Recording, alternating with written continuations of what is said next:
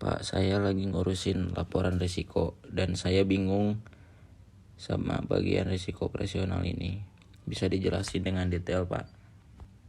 Tentu saja, risiko operasional itu sederhana adalah risiko kerugian yang bisa terjadi karena kesalahan atau kegagalan dalam proses kerja sehari-hari kita.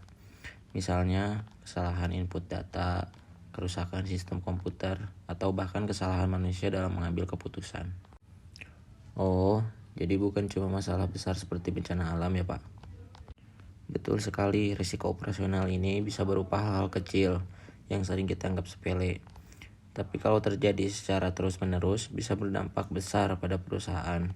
Misalnya, kesalahan dalam menghitung biaya operasional, biaya produksi, bisa menyebabkan kerugian finansial yang cukup signifikan.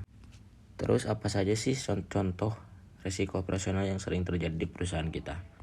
Banyak sekali, misalnya kesalahan dalam proses produksi yang menyebabkan produk cacat, penipuan oleh karyawan, atau bahkan gangguan pada sistem informasi yang menyebabkan data penting hilang.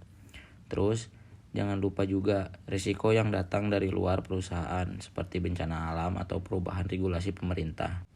Wah, banyak juga ya, Pak. Terus bagaimana cara kita mengelola risiko operasional ini? Ada beberapa cara yang bisa kita lakukan. Pertama, kita harus mengidentifikasi semua potensi risiko yang terjadi di perusahaan. Kedua, kita harus mengukur besarnya dampak risiko tersebut jika terjadi.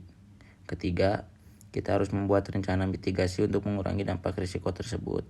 Dan yang terakhir, kita harus memantau dan mengevaluasi efektivitas rencana mitigasi kita. Jadi intinya kita harus proaktif dalam mengantisipasi dan mengatasi risiko operasional itu ya, Pak. Betul sekali, mengelola risiko operasional itu penting untuk memastikan keberlangsungan bisnis perusahaan. Dengan mengidentifikasi dan mengelola risiko secara efektif, kita bisa meminimalkan kerugian dan meningkatkan kinerja perusahaan.